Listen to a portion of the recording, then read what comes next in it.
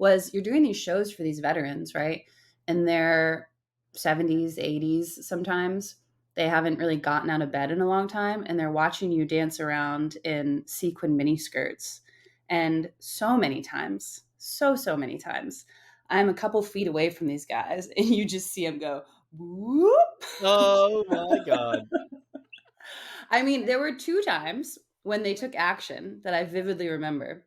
And my friend Sarah was on stage, and she was this like tiny little blonde girl, and she's like trying to dance and do her thing. And then we saw her from off stage, like on the side. And every time she spun around, she's just like, like horrified at it. It's like, hey, he's having a great time. You're having an okay time. It's Someone has to run in from the side and jump on it like a grenade. It's like slow. Gonna take one for the troop. and someone else gets PTSD.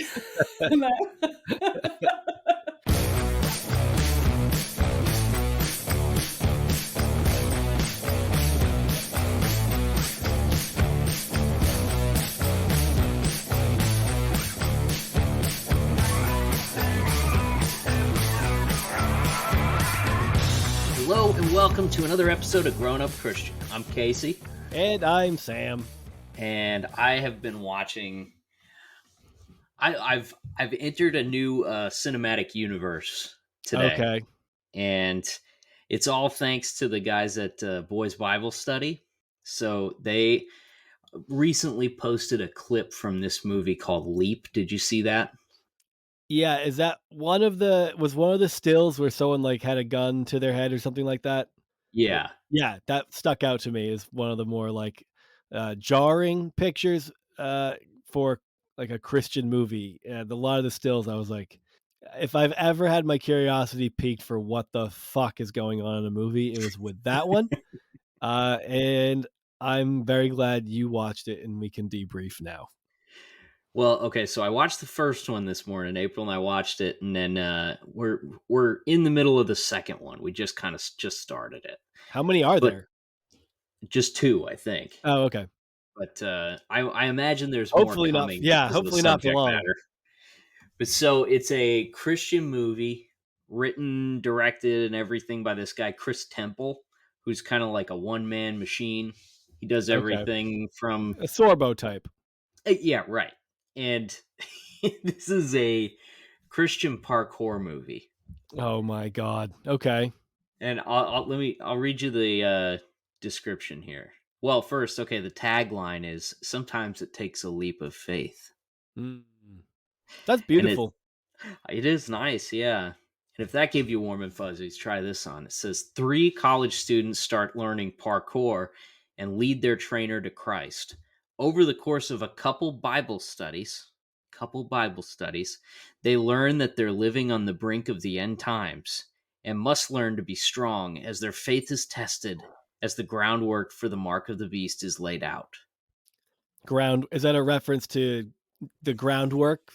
I guess they need to parkour their way out of it. What is happening in this movie, Casey? I feel like Chris should have parkoured his way out of that single sentence description. Yeah, they could have parkoured their way out of that film completely, but I would say it's like loosely defined parkour because it's mostly just kind of like hopping over handrails. So it's like that opening scene of The Office. It's exactly like that. Yeah. Okay. No one falls in a porta potty, unfortunately. But yeah, it's like he's training this group of Christian kids that he met and they're just like basically like jumping over handrails and then balancing on things, rolling on the ground here and there. And in the first one, so they meet this kid who's a parkour guy and start training with him and ask him to go to their Bible study. And so he goes to their college group, and this is also the one I saw you comment on it, but it was like all scriptures quoted are in King James version. Yes, that quote, I still don't quite understand what was going on there. Do you have some insight into that, or? Well, I mean, there's just a lot of time. There's a lot of time spent on training montages of them doing like very basic exercise, and then there's a lot of time spent in their college group with like this dopey looking youth pastor guy reading King James verses and elaborating on them. So what's funny about it though is it says I feel like I need to pull up their post while I'll narrate my way through it, but it was okay.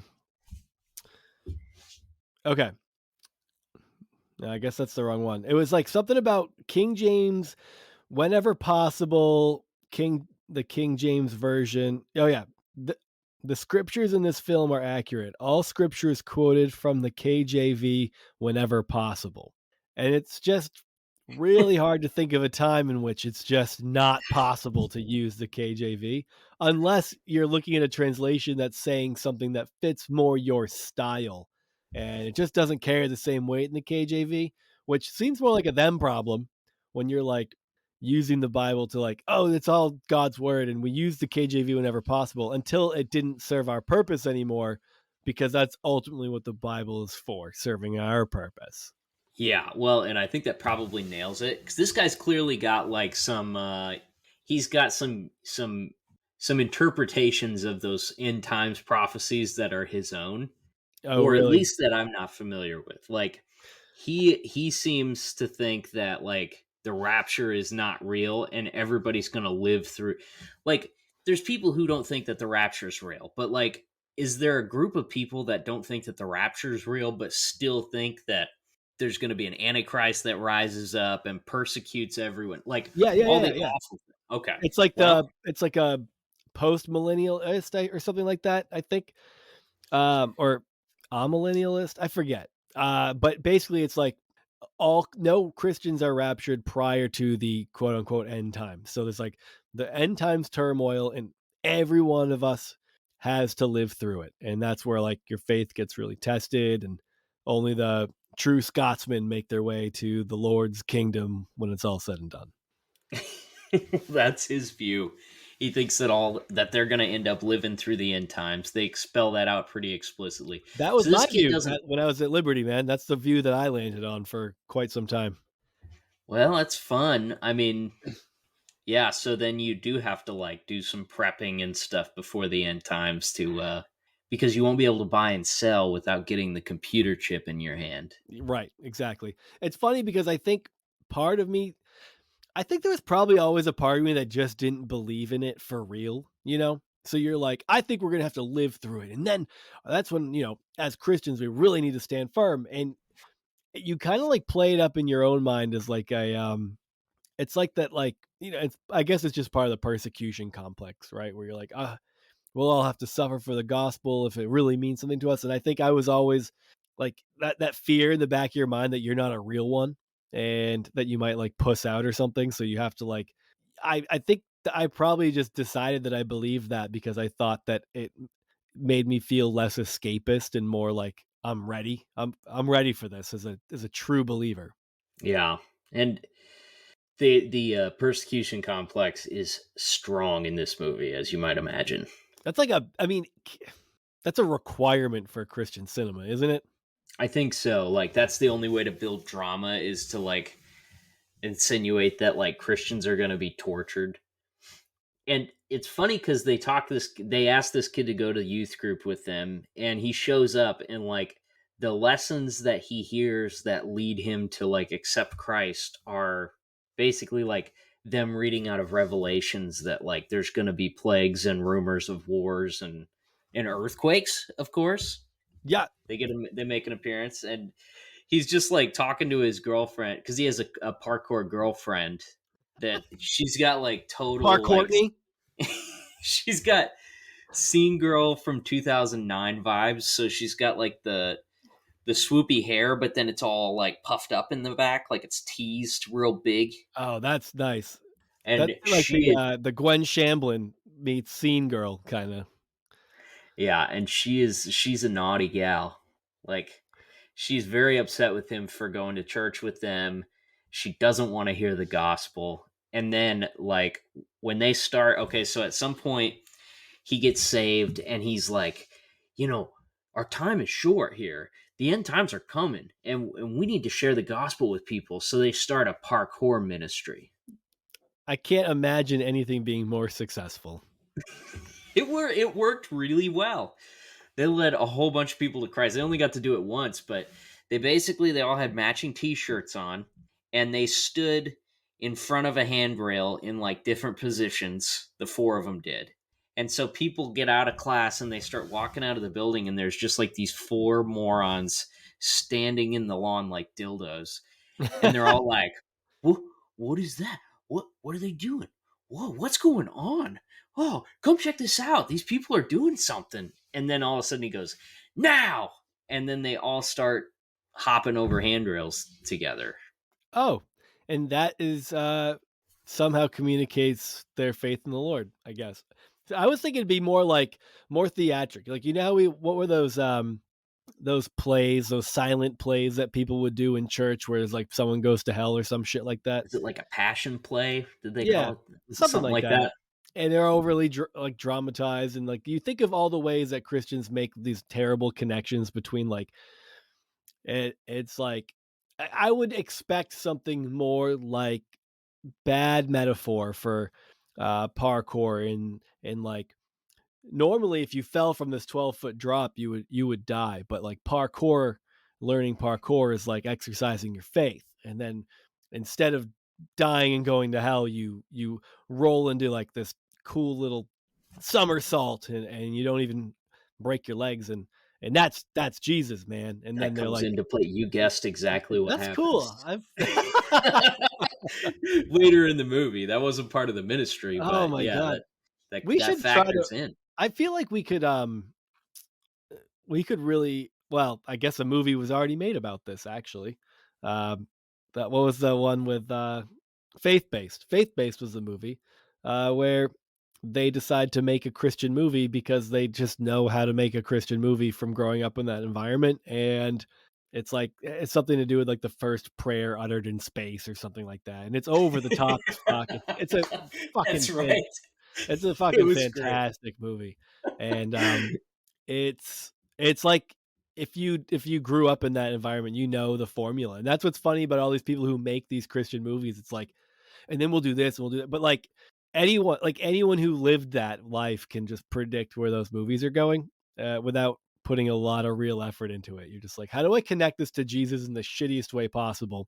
And then you get like a flood of youth group memories and bad testimonies, and then it all comes together in the end. So I think we'd probably be pretty successful at putting together a Christian movie. Yeah, I mean, you study the masterpieces like Leap, and you just it is formulaic, but if the formula is untouchable in its perfection, then what are you going to do? Obviously, So you don't fuck with it. so they get done hopping over handrails and stuff like that, and the guy just kind of preaches from there, and he's like, holds up his Bible, and he's like, "Hey, everybody, listen to me for just a second." He's like, a lot of you, what did he, oh, he said, by show of hands, how many of you have accepted Jesus Christ as your personal savior? And there's a couple that raise their hands, and he's like, how many of you think that you're going to heaven? And more hands go up, and he's like, you know what? I used to be like you. I used to be stupid and think that being good meant I would go to heaven, but I was wrong, just like you are, idiot. And then he leads a whole bunch of them to Christ. So they get back to youth group, and they're like telling the youth pastor about it, and they're all amped up. They're like, we gotta do a couple more campus events, and then I think we could do this like in a major city and blah blah blah. And he's like, well, he goes, I have to show you guys something. Not everybody liked your performance. So he pulls out this letter, and it's like, you know, stop preaching the gospel. This is your final warning. We won't ask you again. I I like wait, and it's from the school, I imagine, right? No, it's anonymous. Oh, But then, oh my god, that makes it actually worse. Like, you would think if they did it on a school campus, and like then they could go up against the man there, right? Like, well, now we're gonna like brush up against like real authority, but anonymous. well, and so earlier, the guy's parkour girlfriend, he was trying to tell her about like how much stuff the Bible had predicted that's all coming true, like earthquakes. And she's like, I think that was the first earthquake since like 200 AD when the book was written too. So I think that's pretty cool. I mean, they it's are hard. rare. Yeah, it's hard to not let that sink in. I saw a cool video today of someone who was like who quoted Revelation as the part where it's like something about like people with shiny breastplates and this or that will be riding a bunch of horses and going into battle, and she's like, but people don't do that today. And when you think about it, like what could be something like that today? And I think I've cracked the code. I think that like all these people it's talking about like when that's like gonna be like 1/3 of the people on the planet are gonna die is what it is. She's like, I think I cracked the code. I think that the today's comparison to these horses and these riders and the horses, trains. How many trains have been derailed over the past few Whoa. months? And it makes you think about how wrong she is and stupid. But Dude, who doesn't ride a train every day? Like, I take a train to work. It's actually even more difficult for me to take a train to work than to just drive, but I do it anyways because they're shiny. yeah, and I mean, can you think of a more difficult way to kill 1/3 of the population than like And with trains trains. going through the middle of fucking nowhere all the time? Oh, man. Yeah, that's going to take a lot of vinyl chloride. So, the guy's girlfriend was really upset that he became a Christian, and she's like, I didn't know you were going to become a Jesus freak. She goes, you have to choose between your God or me. And he's like, I choose God. And she gets mad and storms out. She's like, you're going to regret leaving me. So Okay. they get this anonymous letter, and then immediately they go outside, and him and one of the girls in the group get kidnapped in a van. And Nice. so I there's a person in a ski mask talking through like a voice hider. distorter. Yeah. And she like the person like puts a gun to the girl's head and she's like, do you believe in God? And she goes, Oh, everyone's favorite wet dream. she goes, no, I don't.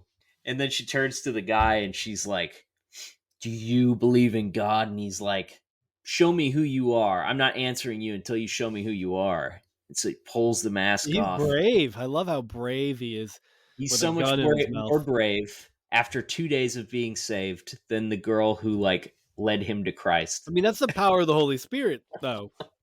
He was on fire for God. And of course, like the ski mask comes off and it's his ex-girlfriend. Yeah. The scene queen. So she's like, I told you you'd regret it. I told you to stop preaching the gospel. And she's like, do you believe in God? And he's like, yes, I do.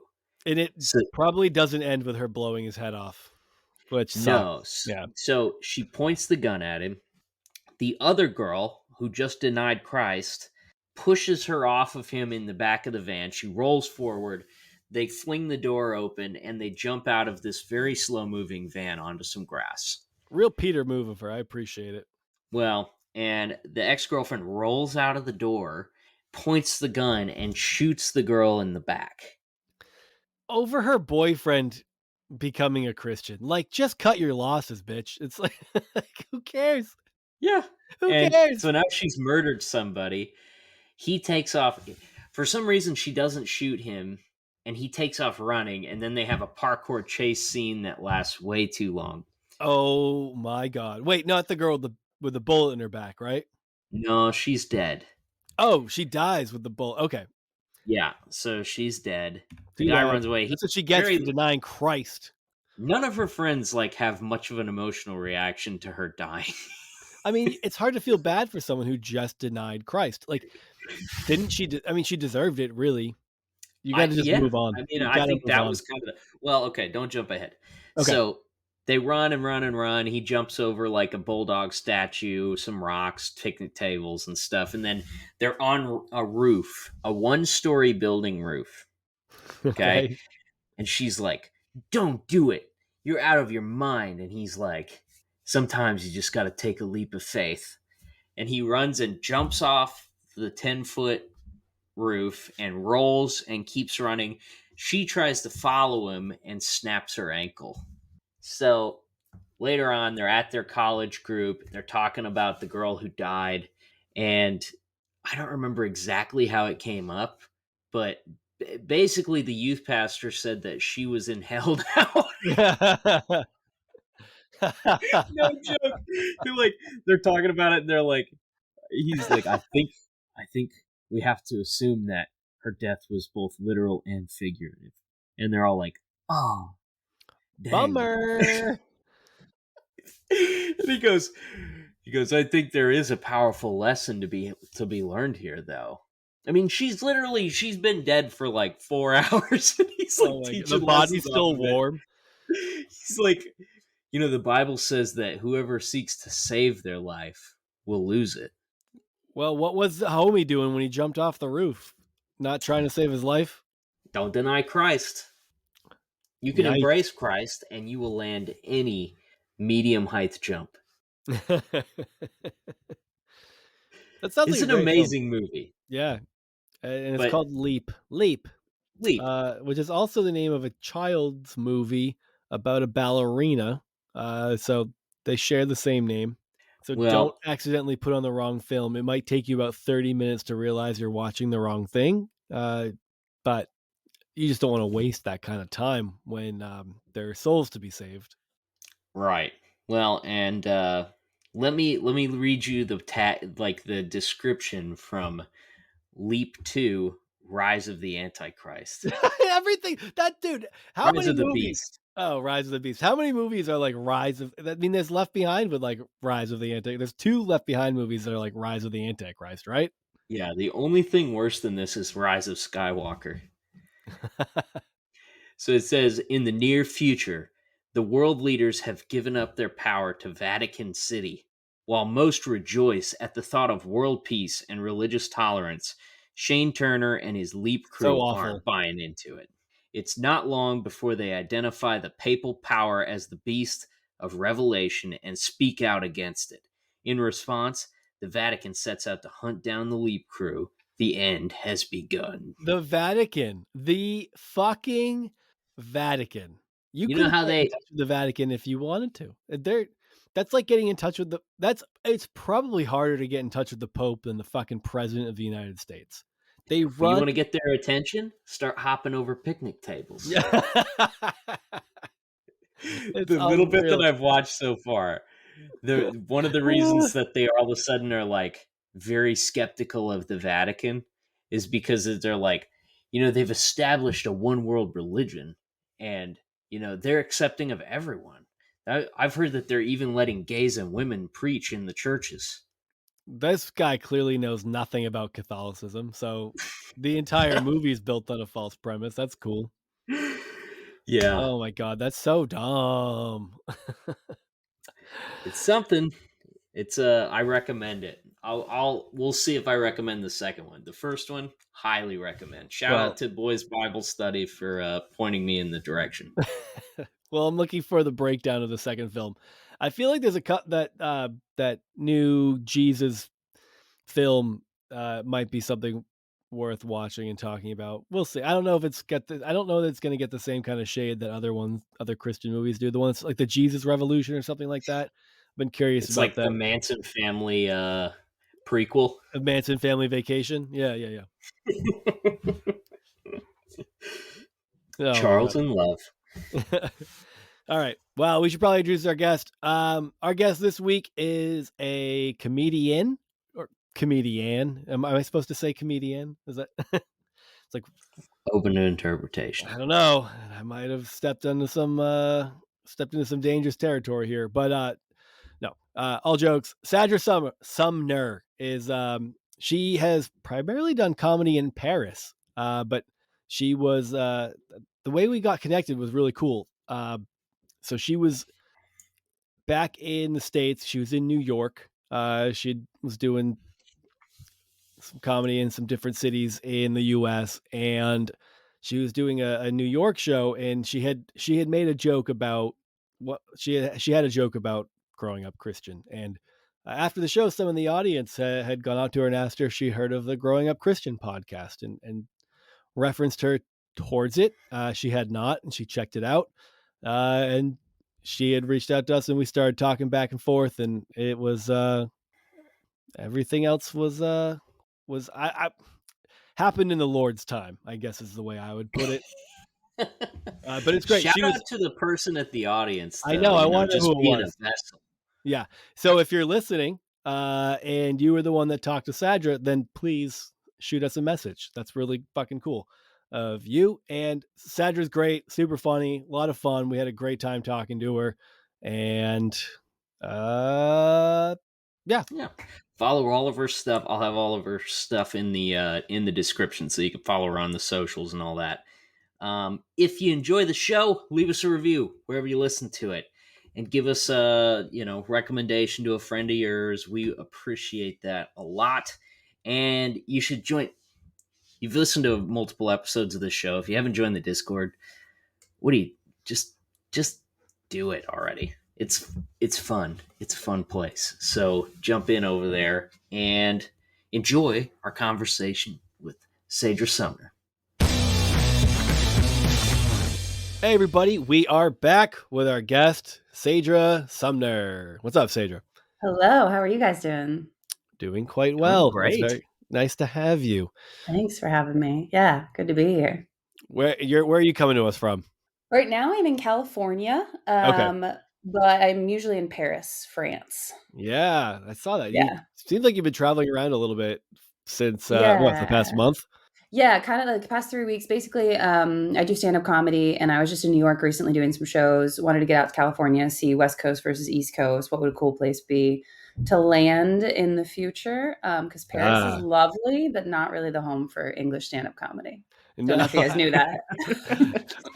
That was definitely on the list of questions as to how that works. They only like jokes about wine and smoking cigarettes with your lover. Is that the problem? Yeah, just a lot of it is like this. With the little extenders on them, like that, like the Cruella de Vil extenders or whatever the fuck it's called. I don't think you can buy cigarettes without those in France, right? No, yeah, it's illegal actually. The boxes are long. I think the closest we come to those in the States are Virginia Slims. Yeah, the vapes are really like making a push to get back into that old like 1920s French flair, but not quite. Yeah, I like the vapes that look like they just came out of a steampunk movie. Yeah, for sure. The giant mechanical bricks. Do people use those in Paris? Are they just really lame and American? Very American. It's like more like I feel like those are more like carrying a gun around, and like you said, the Parisians are more about like anything that looks like a baguette. So that's more their vibe. You need an open carry for one of those mechanical. Yeah. I was having like this inner debate earlier this week because I stopped at. Do you guys have you ever been to a disgusting part of the country that has Love's truck stops? Oh, absolutely. I grew up in that part of the country. Yeah. Yeah. So I was at a Love's and I stopped and I bought some Monsters and they were like $3.50 a piece. And I was looking at them and I like standing in there looking at these things and I'm like, maybe I should just take up smoking. Like, which one of these is worse? Which one's more lame? I think I could save money if I took up smoking. That's a great ad campaign for Marlboro, just for them to feature Monsters with the price tag. Which is better? It's just like a picture of a pack of cigarettes and a Monster Energy, and it's just like, what would you pick? Don't be a bitch. Yeah. And it's like, I guess I have to go with cigarettes. I don't want to be a bitch. It is funny with the vapes, like how there's such a discrepancy in like when they first came out, I feel like all I saw was like the long skinny ones that look like a cigarette, right? And a lot of them even look like a cigarette. Yeah. And it's like every year now they just get bigger and bigger and bigger. Now it's like carrying around yeah. It's like the reverse phone. Like the XR version. Do you remember when we all had cell phones that were like this? Do you remember that SNL skit where it's Will Ferrell and he's like opening his tiny little cell phone? That's right. Oh yeah. Remember your first friend that got a Motorola Razr? Yeah. And you guys were like, it's so flat. Yeah. They're like, if you put it sideways, it's invisible. No one will know you have one. And now it's like, do you have that new 12-inch tablet phone? And you're like, people are back to like putting them on their belts. Yeah, when do Zoomers my laptop around? And I love. The I was like, when they started coming out, so that obviously tablets are like, oh, everyone wants those now, and then they started putting tablets in cases that had keyboards and shit, and you're like, okay, what the fuck are we doing? This feels Yeah, like for it feels sure. like a joke. Have you guys seen the AirPod holders? There, No. it's like a string, and it's like never lose your AirPods Yeah. again. Oh my god. Are you serious? 100%. That feels like an SNL sketch. Dude, we should start selling like beaded Yeah. ones, Oh almost like yeah. old ladies would wear with their glasses for canasta or whatever, you know? Oh, I love those. Careful. Be careful. Or yeah, or intertwine them with the band that goes on your glasses to keep them from falling off your head. There we go. Yeah, everything for sure. Just make 100%. it one big headpiece. I think that Put would be some a great idea. crystals in there, like appeal to Yeah, like the white girl faction, you know? Yeah. yeah. A little, Like a Pandora version, you know? Yeah, there it is. absolutely. A little vial for your essential oils. So is the East or the West winning right now? Or are you still like trying out New York and Oh, New York and Cali? Oh gosh, that's such a hard question. Such a hard question. I have New York energy, but I attract California people. And I don't know if that's like a yin and yang thing. Like I love the pace of New York. I love like I don't mind public transportation, like I can do that. But I also don't mind driving. Like one of my like I grew up in Pennsylvania, middle of nowhere, Pennsylvania. One of my fondest memories was just like once I had my license, driving the Independence, like going on the highway. And I don't mind that here either. And I love the sun. I love the beach. I don't know. I'm just very happy anywhere I can do comedy. Y- And so New York and California are great. Yeah, I feel like those are like the main options. Well, apparently Paris too, but or Boston. People, New York, Los Angeles, Paris. yeah. Said no you can one always ever. like move to Austin and try to offer Joe Rogan beef jerky or something Oh like my that, you know? Yeah. gosh. That's Don't an even get option me too. started. I tested out Austin last year as well. I've done it down there, but Chicago's another place I haven't done stand up in Chicago yet. I don't really have I don't think I have Chicago energy. I don't know. We'll see. Maybe someday I test it out, but I don't know. I've really loved both of them. It's hard for me not to like a place. There's so many great things about just visiting new places and the people here and the food, and it's just magical. So I don't know if any side is winning yet.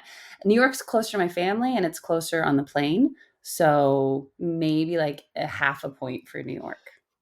Yeah, LA's out there, especially if you're from the East Coast. How long have you Mhm. been in Paris? It's 15 years now this year. Oh, Wow. wow. Yeah, I know. Crazy, right? I moved out there right after college. Okay. Yeah. What? So let's start at the beginning Yeah. here. So rural Pennsylvania, then you end up in Yes, Paris. Like what tell us a little bit about how you grew up. for sure. So I grew up evangelical Christian. I grew The up only both my kind that the Lord blesses. the only true Christians who are going to heaven to live a life of eternity with the Lord. Christ, I'm annoyed at myself for saying it. I can't. I can't. No, I grew up in a really small town in Pennsylvania, 1,000 people. Both my parents were school teachers. Everything was sports, sports, sports. When I got older, I got into theater and singing, and I sang at church a lot, like with the cassette tapes where like you have a couple seconds and then the music kicks in. You just got to jump in. That from back in the day. Yeah. So you were a disappointment early on? Is that Exactly. Yeah, that's what no? I'm saying. That was peak. I remember doing that my buddy had like he like moonlighted with another youth group when we were in junior high school, Mhm. and they didn't have a band. So like they had a cassette tape queued up, and like they would just turn on the Newsboys and we would sing along with it. And it The was I just remember even at the time Newsboys. being like, I hate this. Oh my gosh. Oh my gosh. See, I loved it because I had this like stage. I wanted to be the center of attention, but there was also this thing of like, hey, this guy named Jesus is going to be the center of attention. And I was like, okay, I guess so. I guess I'll share the stage with him. I'll Yeah. If pretend I to care. cozy up, maybe if I cozy up to this guy, I'll get some of that runoff attention. So I grew up going to a Christian and Missionary Alliance church. Have you guys ever heard of that? Yes, I did. I was at a Missionary Alliance church for a minute in Cape Cod. Really? Nice. Okay. Yep. Well, I don't know if that's nice or not. It's fine for me. I mean, when I go to visit my parents, I go back and I say hi to everyone and they wish me well and it's all good. Um, the thing about that church is it was so focused on missions and Mhm. witnessing and saving souls for Christ. And so as I was growing up, there was sports, and then I started getting into singing and theater. And then there was also this like, how many souls have you saved for Christ this year? There was this like other Dang. box to fill. Mm-hmm. It was this paperwork And you filled out? Like, a lot of admin. Yeah. I'm so good at doing my taxes now, thanks to church. your Just all church your actually gave you, stolen deeds. your church gave um, kickbacks on all your tithe money based on souls saved? It's like that tax would be, returns. oh my gosh, that would be amazing. I would maybe go back. Um, It's basically just like that. What was the book club that they did at school? Where if you sold so many, then you the got Pizza Hut one? the pizza. Yes. Yeah. I didn't have a good clue of what it was until you said that. But yes, that is or it was Yeah. it Little Caesars? I mean, maybe they got in on They it too. probably had Where I was pizza. from was Pizza Hut, but it was I don't remember, Scholastic something. No, that was the book fair. I don't remember what it was called, but yeah, you got a Yeah, it personal was pan that though. pizza. The pizza kits. You had to Yeah. sell a certain amount of them, and then you got like I don't know a toy from Wish. So many schemes, so many like knocking on doors and selling chocolates and things. So Yeah. much like capitalism drilled into us at a young age. It's like I'm Yep. going on a different tangent, but just let the kids be kids. But Yeah. like, yeah, capitalism, my form of capitalism was like, go save souls for Christ. And there was not a lot of other things going on in the area where I grew up. And I just wanted to be a part of something. And I was a part of something when sports were in season. Like I played softball and I played basketball and stuff. But when it was summer or when it wasn't like, we weren't in the playoffs, it's like, well, I guess I'll go to youth group and we'll play games there and we'll talk there and I'll have these friends. But then at the end, there's always that like, do you accept the Lord Jesus Christ into your heart and soul? And how many people have you helped accept Jesus Christ into your soul? Every And I think week at youth I group? mean, every week there's always a call. There's because like they never want to miss an Yeah, I guess so. opportunity, you know. Maybe And my youth pastor saved it only when he recognized a visitor in the crowd. Was your church big? no, I mean, maybe like a little bit more than 100 people. Like in the youth Oh, group, it okay. was Yeah. I don't know, 10 people or less. Yeah. Gonna say they gotta know that they got everybody in that audience already. That's like They're my like, you church. never know, you know. It's like skepticism too. It's like you could just walk the walk, but do you talk the talk? And you might know that you know, but you don't know that you know that you know. And now we gotta, ask again just to be safe. Or it's like people who redo their vows. It's like, do you want to recommit your life to Christ? It's like, I just committed last week, man. What do you want from me? It's kind of like it's like you're the a Wisconsin police department, and you just keep asking Brendan Jassy to like tell his story over again until you get the answer you want. It's like once Yeah. saved, always saved. But do you want it? Do you want to get saved again? Just to Yeah. be And sure. maybe next week, in between youth groups, don't finger your girlfriend in the back of your pickup truck. Okay, so that was actually that was not a thing. Funny you say that. I was so like my moral code was like God, God, God, God, God, Jesus, Jesus, Jesus. That I was not like I was like no sex, no drugs, no alcohol, like all that stuff is horrible. I was very much like straight laced until I got to college, and then I went to Messiah College. Oh yeah. Which, yeah, I used to be embarrassed to tell people that, but I had they a few changed. friends that went there. Where Yeah, is that? Grantham, Pennsylvania, outside Harrisburg, Pennsylvania. Okay. Yeah. What year did you go to college? 08, I graduated. Oh, you graduated in 08. Yeah. I know it's a big school, so I'm not going to do the game where you just name everyone you know who went there. You know, But- Steve. I mean, it's not that big. It's not. I mean, I don't know if I went at the same time as your friends, but I also hung out with a very small group of people who. I mean, I most like, but the minute I got to school, I was like, I'm done with this. Really? That quick? Pretty much, I'd say within the first year and a half, I'd say. Was there like a defining event or something that made you change your Yes. mind? Well, I say yes. There were a couple of defining events.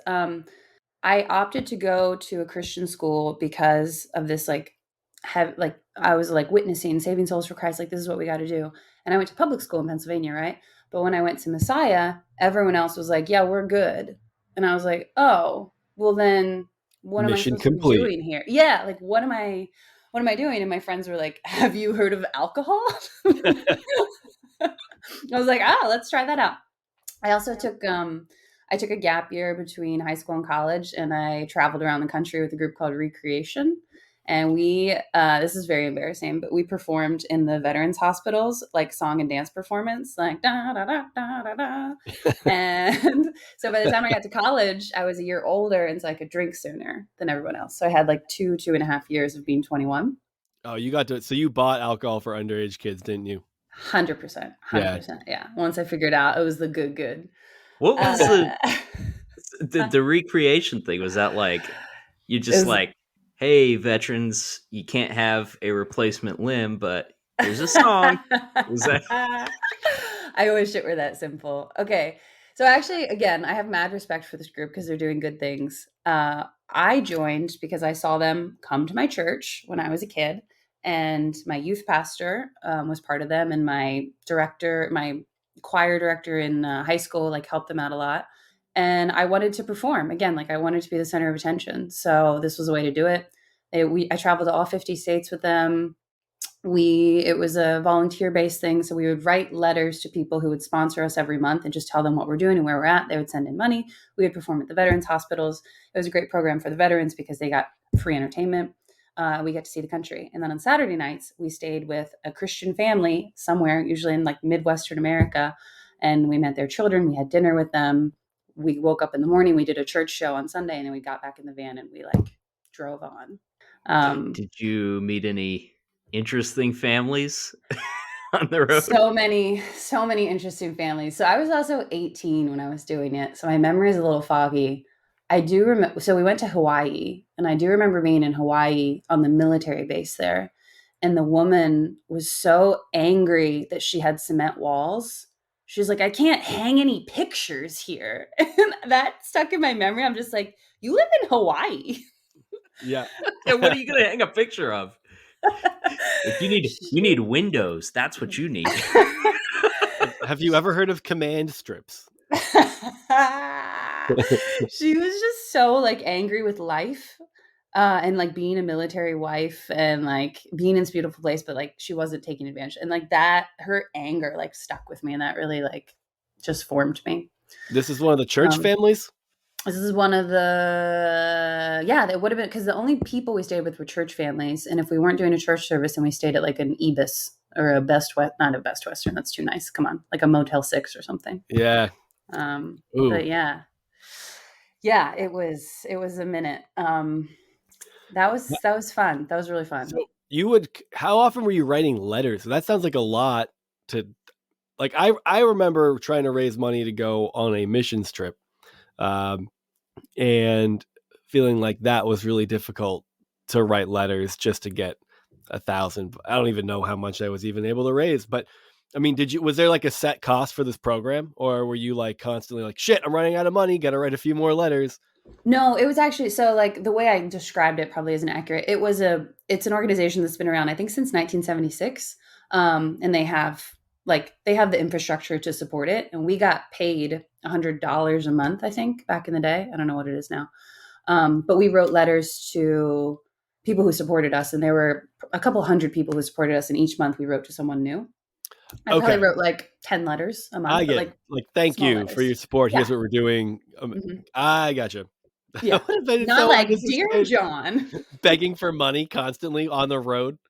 That's more what you do now as a comic, right? That's like, Exactly. Yeah. I feel like We that's got like the comic Venmo, we grind. got PayPal, we got Yeah, no, but that helped me like see America. It got me a year older when I was in college. It kind of checked off the box of like performing and stuff, and then I was like, right, okay, now I got to go get a degree, and I got to like make something of myself, and I got to get back to like witnessing to people. Actually, one of the funniest things of looking back now, it's funny, at the time it was traumatizing, was you're doing these shows for these veterans, right? And they're 70s, 80s sometimes. They haven't really gotten out of bed in a long time, and they're watching you dance around in sequin mini skirts.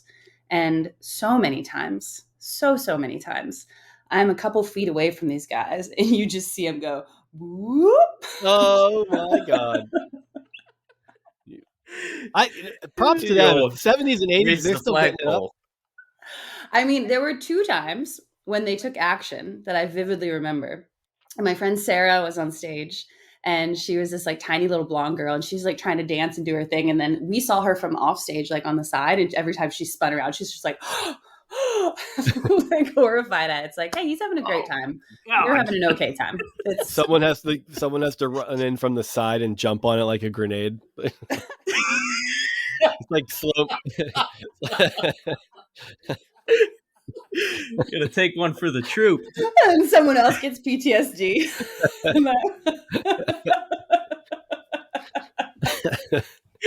Oh my god! Did you guys talk about fellowship medal? Oh, 100%. We talked about it. 100%. It wasn't like we'll pretend this didn't happen. It was like that guy got fully torqued. No, like we joked about it all. There were probably 4 girls and 4 boys, and I was the youngest, and the oldest was probably 30 years old, and it was a fun time in life. It was like the real world, but less like sex. Yeah, a lot less sex, like no sex. Yeah. I traveled for 3 years for work. I haven't been to all 50 states, but like 46. But like I'm always interested, like what's a place that sticks out to you as like I hate this place. I'm never coming here again. Oh wow. A truly I hate this place? That's so hard. I really do feel like I try to find something good in each place, and it was a long time ago and I have a horrible memory, so maybe I'm like thinking about them through rose-colored rose-colored lens, but I would say like either I don't want to like offend anyone. They know. They know. If they live there, they know. They're like, yeah, of course this sucks. No, and I mean, like, there's definitely some pockets of the Deep South that are not my favorite. There's like areas in East Texas, don't love it. There's areas. I'll second that. Yeah, there's even areas like in the not so deep South, but like in the Virginias and the Carolinas, or like what is it, the Mississippi like Delta? Is that a place? Did I just make that up? Where you're just like, especially as a woman and like as a young woman, you're either looked at as a second class citizen, or you're just like, or you're looked at through like, hey, honey, like, and you're like, okay, I don't want to be alone here. Or you're getting saluted. Yeah.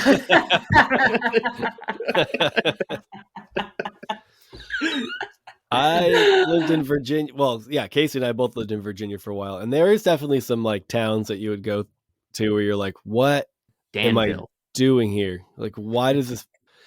Okay, so even just thinking about, so I drove down to North Carolina over the summer, and I was stuck in traffic on the highway. So Google always thinks it's worth telling you to go back roads when it really has never been worth it once in my life, but I fall for it every time.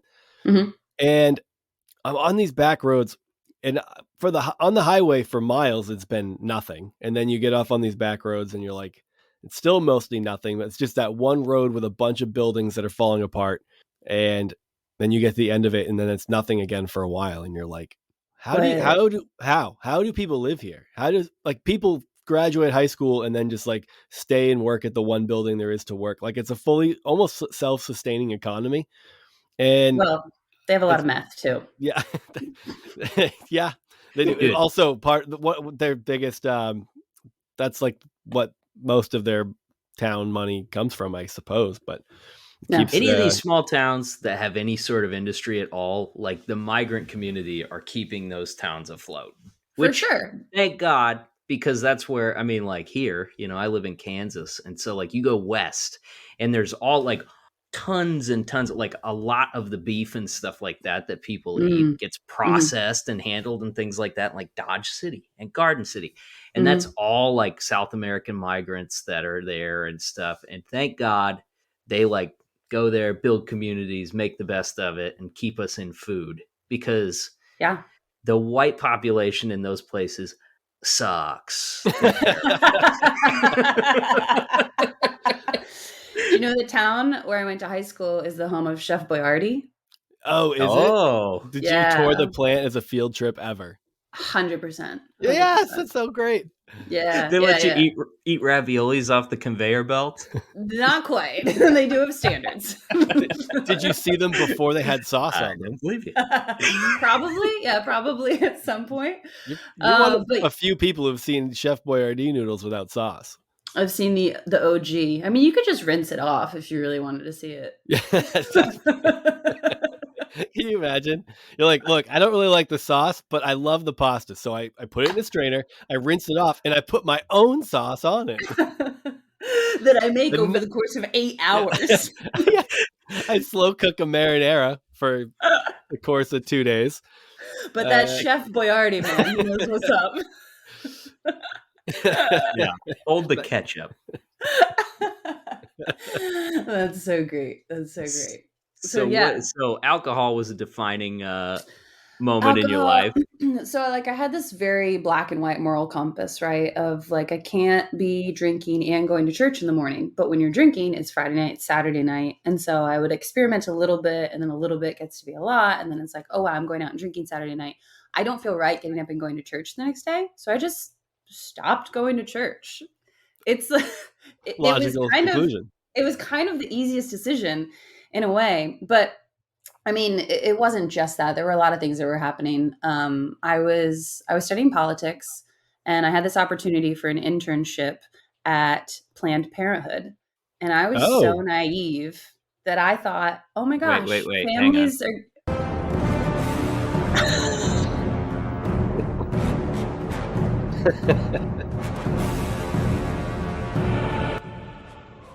Okay, Cool. you can go ahead.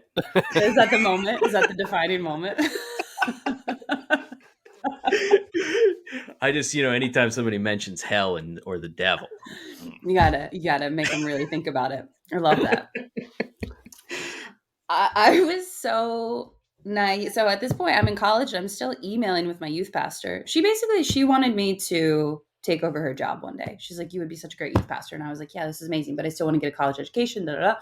She's like, "Yeah, yeah, go to school, but like, But like like, but you don't really need it, kind of thing. You that's don't really so need it." crazy. No, she didn't say that, but But that's the amount of people who were like who kind of had like we were at Liberty oh yeah, University, and it was yeah, like women who go there and they're in like women's ministries. It's like you're going to college to never do anything with it. Like it was. It's like 100, what is going on 100%. here? Why are we spending 45 plus Oh my gosh, $1,000 a year? Now I oh got a my gosh. Bible degree and I don't use that at all, so I'm in the same boat. But anyway, sorry. Go I ahead. mean, I don't know. I don't use my degree either. I thought, and there was a part of me I thought maybe I want to go into politics and like maybe I want to like to go get into lobbying and like run for office again. Like this whole thing of being the center of attention. Like always loved that. That was my thing. But I got this opportunity to do Planned Parenthood through a professor there. I was so naive. I was like, oh, this is people planning families. This is amazing. I'm going to write to my youth pastor and tell her I'm working at Planned Parenthood. And she's like, what is wrong with you?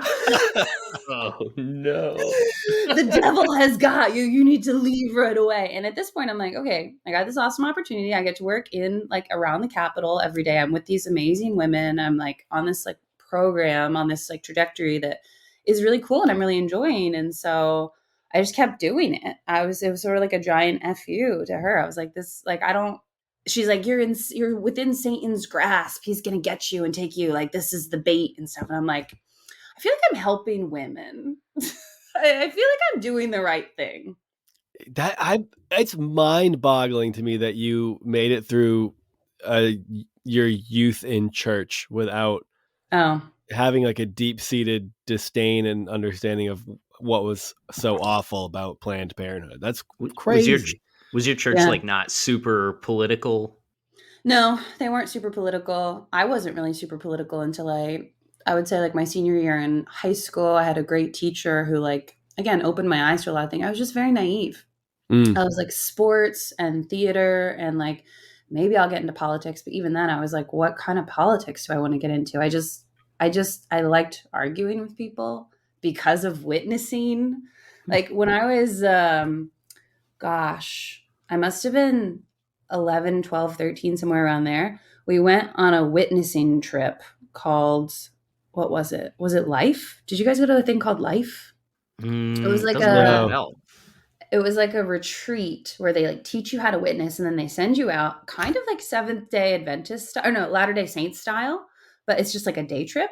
And we were witnessing to people under the Twin Towers in New York City. Like, I'm from middle of nowhere, Pennsylvania, and people are like Yeah. rushing to work with their coffee. I'm like, excuse me, can I tell you about the Lord Jesus Christ, our Savior? Ooh. And they're like, fuck you, go to hell. And you're like, what? Yeah. What? Like throwing coffee on me. I'm like, one day you'll learn. It's just so stupid to think like the things I spent my time on. But I was like part of a group, and I was like a leader, and that's the thing. They're like cultivating this leadership and like just have faith and just have faith. And it's just very culty. I mean, very, very culty. That's basically like interning as a homeless person.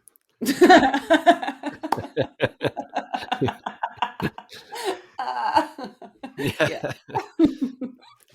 The whole like, you'll be great, let's like build you up for ministry thing. I don't feel like I had that support in youth group, but that drive was like, I want to be the one that stands out like this, like as a spiritual person, was like so strong for me that dictated most of my decisions until I was in like honestly, even my up to my mid-20s, where I was just like, I was probably the first time I was like, fuck trying to get these people's approval. Now, that's not entirely true, because I think I switched from those people to somebody else, like other people's approval, but within the church realm for a little bit too. But that is a very strong force of like, especially if you're made to feel like you're the runner up, like, and that so much there's just so much weight put on it as like of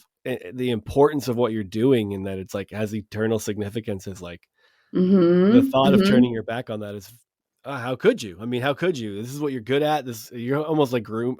That's not a great word anymore, because it's been just so misapplied, but you're almost groomed for it in a sense.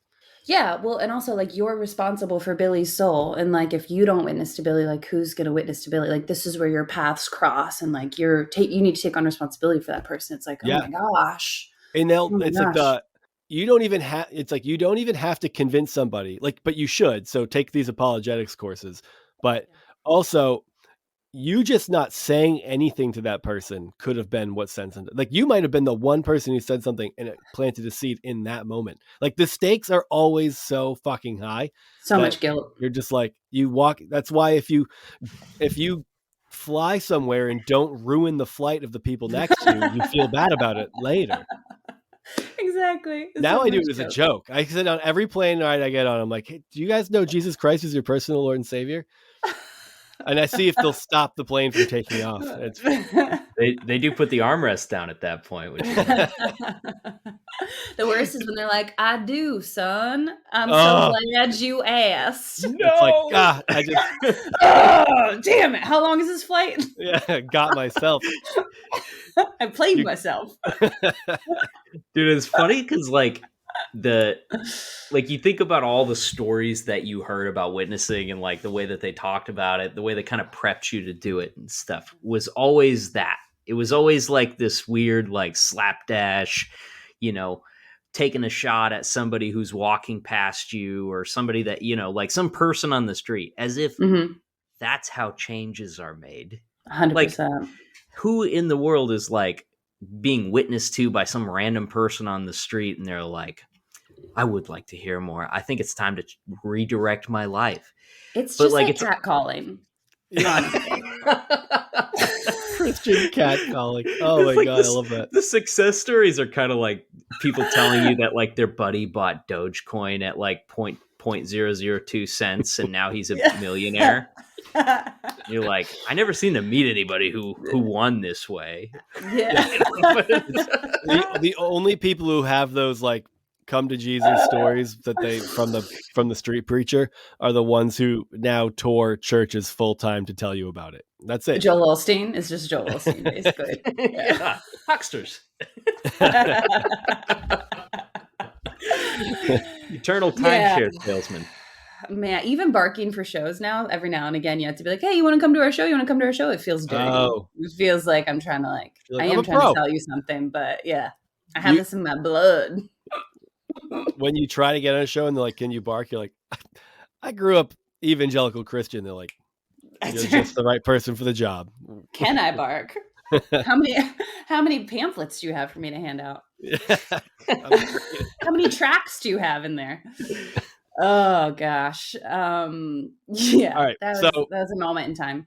Planned Parenthood, you start working at you start doing Planned Wait, Parenthood, and that make I oh have yeah. something else. This is really funny. I hope you guys find it funny. I didn't know the word proselytize until very recently, like the last 2 years. Like I just didn't even know it was a word. Really? And then yeah, and I still am never sure that I'm saying it right. So right before the call, I Googled it and then I hit the little pronounce button. The woman's voice who says it is a white Midwestern American. She has the vocal, what's it? It's Proselytize. yeah, proselytize. I'm like, even the word, and then I just thought of any other word and just like Googled it and hit the thing, and it's like a guy and a British woman, and I'm like, why? Why Google? It's just giving it to you in the format that relates to you, you know? Yeah. Oh gosh, yeah, it knows me. Google knows me. Anyway, went to Messiah College, figured out really quickly that there was no one to witness to. So I didn't need a witness, started drinking, started having sex, all the things. And I was like, I can't really go to church on Sunday. And then I do remember my junior year, I went to church and I just felt so awkward. And I'm like, this used to be my home. I used to be the leader. I used to be the person standing up front. Why does this feel so awkward? And then over the course of like several months and probably several years, I just had this realization of like, everything was about talking to God and spending one-on-one time with God and putting faith in God that he's going to like help you work everything out. But it was with this end goal of saving souls to Christ. What if that end goal of saving souls to Christ isn't real? And what if that one-on-one time is actually just one-on-one time with yourself? And what if you are enough? There's all of this in the Christianity that I grew up in. There's all of this like, I need God. I need to rely on him. I'm weak. I'm the little lamb. And I'm like, what if I'm not? Because in every other type of everything else we do as Americans, it's like, you're the best. You can be number one. Like, go out and get them. I'm like, Yeah. what if I actually am? What if I can just fucking do this? Oh, sorry. Can I swear? Yes. Yep. Okay, great. I think I have plenty of times at this point. Okay. I definitely referred to people who drink Monster Energy as a bitch. So True. collectively. Very true. Yeah, it's just like why do we have like this one American culture that is like, you're the best, you can do it, go out and be independent. And also that feeds into capitalism as well. And then this other like, get on your knees, worship the Lord, give your life to him. I'm like, those two things don't coexist. And I don't want to just like, and then like there's the stripping back of like, but if I'm not doing what would Jesus do, what am I gonna do? Am I gonna start raping people? It's like, no, you're not actually. You're just gonna be a normal person, hopefully. Most people. The default of that's the only reason for morality is like, God, that's one of the most played out. Yeah. Like, what you're really going to assume that like the only reason people don't kill is because this God ordained morality. So that's a wild one. That was a really hard line for my mentality. And when I actually like pulled the curtain down, I was like, oh, I don't want to steal things and I don't want to kill people. What a crazy idea. Just the idea is like, if someone stole from me, I wouldn't like it. I don't like that feeling. People are people. Let's not make people feel that way. Okay, perfect. Right. And you can just move on. You don't have to like make this big thing of it. Yeah. That was a minute. I feel like there's a few of those ideas that are just kind of like hardwired into it's like the worldview that comes with it. The worldview is almost more toxic and gross than like anything else. Because I remember thinking that like, I don't know, that I guess like so I went to Christian school, you know, and like my history classes and stuff like that, like only talked about Christian history. That was it. Like at some point, you know, I watched a documentary or something like that about like ancient Chinese civilizations and like where they date back to and stuff. And I'm like, and it was all just never even heard of cartoon depictions of Chinese people. Yeah, right.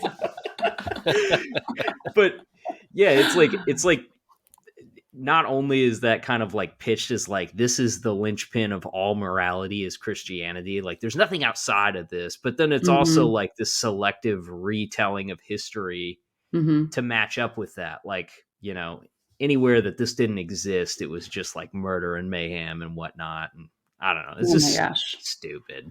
It's like, don't get me started. So my mom is very confused as to why she spent so much money to send me to Messiah College, and now I'm like this. Um, and she's like, I just don't understand. I just don't understand where we went wrong. I'm like, it's nothing wrong. It's just if you think about it logically, are you telling me that this group of like 100 people in the middle of central Pennsylvania has gotten it exactly right? Because I was always taught that there's only one truth. There can't be multiple truths. That's not how truth works. Oh Like yeah. the only way to heaven is if you accept the Lord into your heart. What about Muslims? What about Buddhists? What about any other religion out there? Like, what are you saying about those people? She's like, oh, they just need to be witnessed to. Like, they're wrong. And I'm like, that doesn't make sense to me. It doesn't make sense to me. Like, think about yourself. She's like, she goes into the whole thing like, oh, the book says it's coming true. It says it's all happening now. And I'm like, it's your book. It's a The very specific book that you've picked. Left Behind. We talking about Left Behind? Oh, oh, Yeah. Rayford Rayford. Steele, Rayford, Rayford Rayford. Steele. You know what? Rayford Steele. That name never really caught on. LaHaye was like, we're going to name him Rayford, and people are going to name their children after this because it's a unique name. All these Christian Nope, kids are going to be named Rayford. No, nope, nope, no, nope. We have Rayford the most. Steele. I don't know any Christian boy named Rayford. So sorry, Tim LaHaye. Dude, those books are so bad. Liberty might have given you a building named after yourself, but no children will name themselves. Well, There is no not a children are building getting the name There's Rayford. multiple. He's at dumped a Liberty. lot of money into The there. LaHaye Center. Oh yeah, we had the LaHaye Center. It was, Oh, sorry, named after him though, named after the author. yeah, the Yeah, We yeah. had the Rayford Steele the Tim Seminary. quotes Rayford LaHaye Center. We had that. The Chloe Steele Auditorium. Chloe Steele. So he was just coming up with stripper names. Yeah. French adjacent stripper names. Oh, God. So Oh, did those you? books. Love those Did books. so then? Did you have like a pretty clean, painless exit from it, or did you like Nah, struggle with a lot of guilt? no, nah. Come on, no, not at all. A couple years ago, my friend was like, "You can't really do comedy because you had a really good upbringing and your parents love you." And I was like, "Yeah, interesting. Let me just dig a What little a bit bad take. deeper Anyway, into what a this." bad take anyway. Like, There's a come friend on. that doesn't want to share stage time. Yeah. She's like, you need trauma. You need more trauma. And so lately I've really been trying to dig into like the trauma that is caused when your whole moral compass and your whole self is built off this idea of guilt and like you're going to burn in the fiery pits of hell if you don't do Yeah. this one thing. Like that's traumatizing. Can we agree that that's trauma? Like that's Yeah, it ugh. carries its weight. It carries its fair. It doesn't because that's what I think. That's what fucks people up a little bit is thinking back of like, I had a good upbringing. I know my Yeah. parents loved me. I Yeah. had a great relationship with them, and then you get out of it and you're like, oh, by no ill intent, Mhm. they brought you up in something that has a lot of fucked up aspects of it. Mhm. And I got more of those fucked up aspects, like probably in church than I did. Well, I guess it was probably equal. My parents were pretty like, they were great, but it was like we got those themes at home too. I know plenty of people who got it mostly in church, but their parents were more like, didn't talk about that stuff. It was talked Mhm. about a lot in my family, but yeah, it's like the guilt, the shame. I mean, even just like the ideas that we grew up with about people in the LGBTQ community, where it's like, Oh gosh. all of my siblings are part of that now, but like even growing up, it was just like they didn't have one of them didn't have a girlfriend for long enough, and it's just like, all right, I hope you're not gay. It's like, Yeah. yeah, okay, cool, but like, Yeah. turns out, Uh, 3 out of 4 of your other kids are like part of the LGBTQ community, and now it's just like, so they have all that internalized. Like that yeah. took them. I mean, some of them took till they're like their uh, early 30s to even admit that to themselves because it's like you have all that internalized homophobia or whatever. Oh my gosh. I just like my brother has two kids and they're both under 10 and when I challenge my mom on her LGBTQ thoughts, I'm like, what if one of them, she's like, don't say that. I just pray every day that they're not. I'm like, but what if they are? Do Or like, you what if really? their best friend is? Like, does it matter? And then she's like, no, the Lord will judge them. I'm like, exactly. They don't need your judgment. Just if you want to believe that the Lord will judge them, that's fine. Like, let's do that. Let's call that the game. But it's so infuriating. It's like, what does it matter what hole they want to stick it in? Why is that a thing that we focus on as humanity? Why does that matter so much? There's so Well, many it's other reasons to judge people. that's like an ongoing theme that we talk about, is like it's really like that, like Christian apprehension about LGBT stuff, whatever, is really, it kind of comes down to just like a convenient cover for homophobia most Oh, of the for time. sure. You know, For sure. there's people who Yeah. are the opposite, right? There's people who like are kind of ashamed of having to like take that stance, but they don't feel like they can let go of that yet. And I think those Mhm. people come around eventually. But then there's other people that really just hate gay people, and it's like, yeah, but well, the book says, Oh, Yeah. book. Or you're a pastor, and on your Saturday nights you give guys blowjobs, and then you rage against homosexuals on Sunday morning. And you're just there's also Yeah. that one. It's just like we can all just admit it's kind of like an AA meeting. Like, hi, my name's Sadra, I'm an alcoholic. Hi. Like, we should be like, hi, my name's Sadra, I'm a little bit gay. Hi. We're all a little bit gay. If we just admit we're all just a little bit gay and that's okay. And yes, we do need to have men and women to procreate to keep society going. And that's another reason why like the gay people have always been hated, because I'm sure that, like it would probably be easier if I were into women. In some circumstances, and for guys like it could be easier, I don't know, but it's just there's so many cultural things that go against it that don't make sense when you really dig down into it. But I think you're right, and it's just people who are a little bit of that themselves, and then they turn it into hatred, and and then they turn that hatred into teaching other people to hate it, who, like my parents, I don't think that either of them are gay, but they have been taught to hate it for no Yeah. good reason, when they love everyone else. And when you ask them like, why don't you like these people, they're like, I don't know, but I know that I don't. I'm like, that doesn't make sense. Can we use Or some they'll logic? say that they do, but they're just like, but you have to call out the sin. And you're like, that's cool, but you don't Yeah. talk to your alcoholic brother about his drinking problem. So I don't. Yeah, don't get me started on that either. Oh, does your parent? No, Does one of your I parents have an don't. alcoholic brother? No, we don't have alcoholism in my family, but we had an incident over Thanksgiving where it was questionable whether or not we were going to invite like an uncle. It was my mom's uncle, because he actually got banned from church, for. Hey, I know, right? He got banned from church for exposing himself. What? Okay. You weren't doing you weren't singing a song, were you?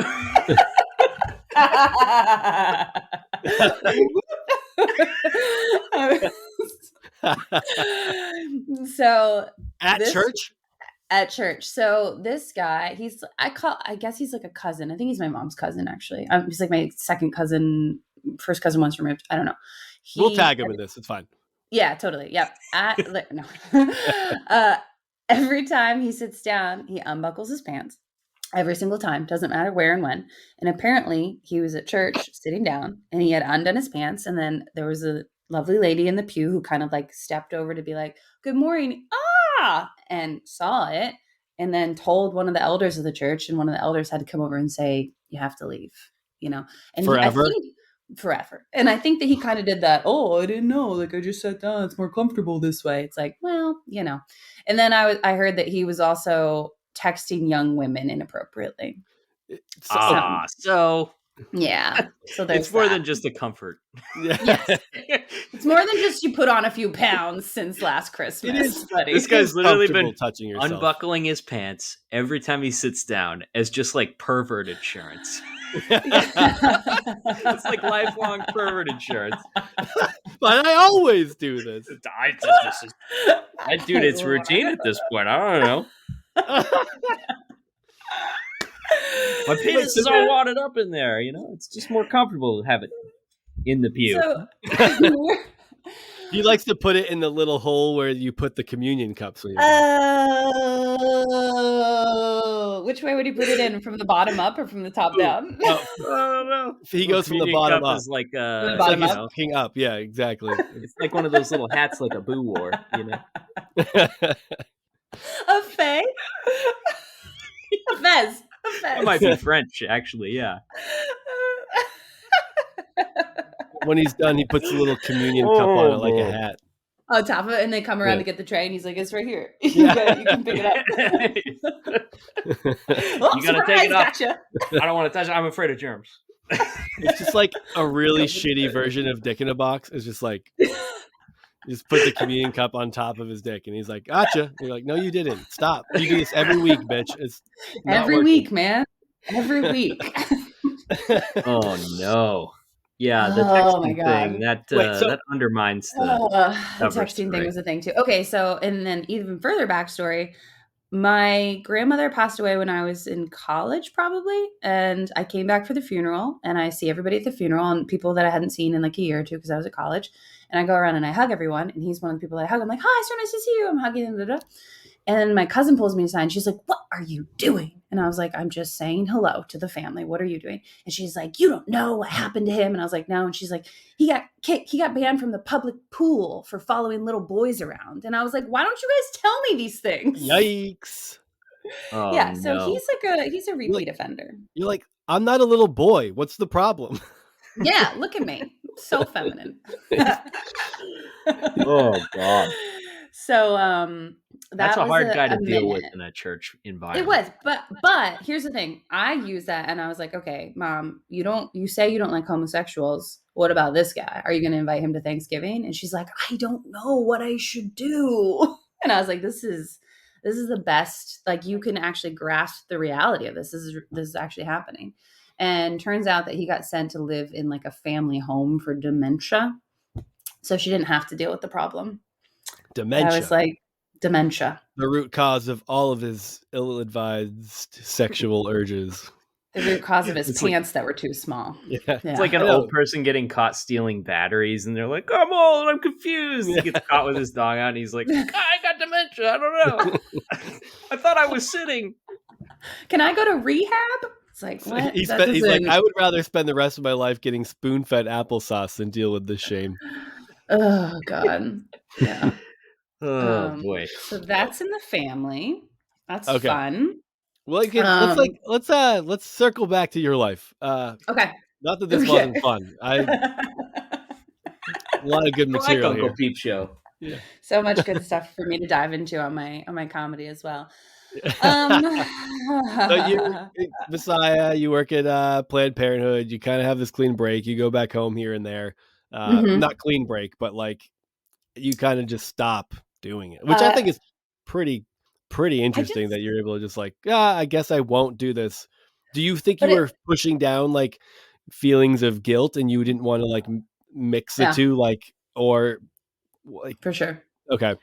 I didn't want to deal with the guilt for sure, but because the church had told me there's right and there's wrong, and you either have Jesus in your heart and you're right and you're good, or you don't and you're bad and you're wrong, I was like, okay, well, I guess I'm just going to explore this other side of things because I already have Jesus in my heart. Like, I already accepted him. You can't take that away from me. That's like a lifelong thing. So I'm saved, and I know I'm like dabbling in sin a little bit. But what else am I supposed to do? Because you've also taught me that all I need to do is witness to people, but everyone around me has been witnessed to. And now the world is telling me, go and earn your bachelor's degree and have fun and enjoy these 4 years. And so that's exactly what I'm going to do. And my family's like supporting me in it. And I have a lot of great like friends and guys that I dated through that time. And I'm like, I'm exactly where I should be. And so each day I'm gaining more confidence and I'm getting less and less of this, I need to be down on my knees praying, like asking for forgiveness. And I'm so ashamed of myself. I'm actually becoming more confident and I'm like learning things and I'm being challenged in my learning for the first time. And there was this really great, I'm sure you guys had this at Liberty too. I had this really great group of people that I formed who came from stringent religious backgrounds as well. And we weren't all like, fuck God, let's get high and like go have sex. But it was like little by little, like, oh, what if we like had some wine tonight? Ooh. You know? I mean, Jesus drank this. He turned Ugh. water into it. We can dabble. My cousin used to give me a little cup at church. It was like it's just like little by little, I started to experiment with things, and then I realized like, hey, what we were talking about earlier, this isn't all bad. Just because it's not like labeled as good, it's not all bad. And then I started to develop very different political views to what my family had in central Pennsylvania, even though I still was in central Pennsylvania. Um, but again, I think it's pretty normal for like young 20s to be like, hey, maybe we should be helping the homeless and giving to the poor and doing all these things that Jesus said we should do. What are you guys doing out there, Well, capitalists? see, that's the church's job. The government, on the other hand, is supposed to. Right. I can't believe these guys are not working. They're just living off your paycheck. It's like, Yeah. what? Have you seen their lives? Like, what are The so political shifts was a big one. I was like, that's what sucked me in first. Was like, yeah. oh, I can believe these different things about people Hmm. that seem to align more with my religious and Christian sentiments. Like this Yeah. feels more like it lines up with I've what with what I believe and do in my personal life. So Yeah. Yeah. Like I just kept thinking, how many times is my mom stressing out during the last prayer at church because she has a roast in the oven and we have to like get home to take out this piece of dried meat? Like, she doesn't do low and slow, then, does she? no, no, no, no, no, no, no, not at This all. altar And call is killing me. she's like, we gotta go, kids. I'm like, that's not community. That's not worship. That's not what it's all about.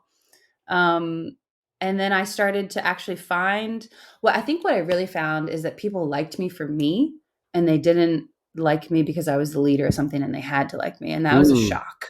And I was like, whoa, maybe I don't need to be the center of attention or the leader telling people what to do or organizing this thing. My friends actually just call me and they want to hang out with me. And I never really, like, I had friends in high school, but they were always on a sports team or in a play with me. Like, we were always doing something together. Or they were in It, youth group, you it's like know? proximity relationships, right? Nobody ever called me and they're like, "Do you wanna hang out?" Because I never had time to hang out because I was going, going, going, going.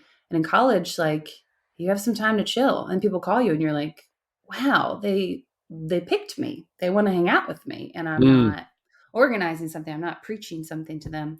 And so that was a big change. That was a big shift as well. Um, I think for us, like our brand of evangelicalism was so like protectionist. It was all like, hey, we gotta think about the world. We gotta witness to people. We gotta do that. But it was always like foreign missions was like what we talked mhm. about. It was like those people over there.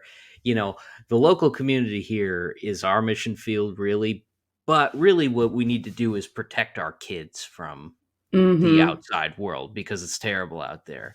And I Mhm. feel like it almost kind of like made it tough to feel secure in those friendships a lot of times because everybody was always kind of like looking for I know I was. I mean, and I'm speaking as myself as like I was always like looking for failure and weak point and stuff like that because I had to protect myself against that in other Yep, people, you for know? sure.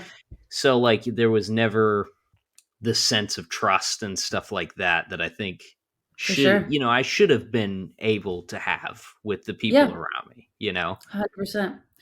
I have a very vivid memory of finishing high school basketball games, and everyone from the stands comes down onto the court, and everyone starts hugging and high fiving, like if you win or lose, because it's high school. Come on.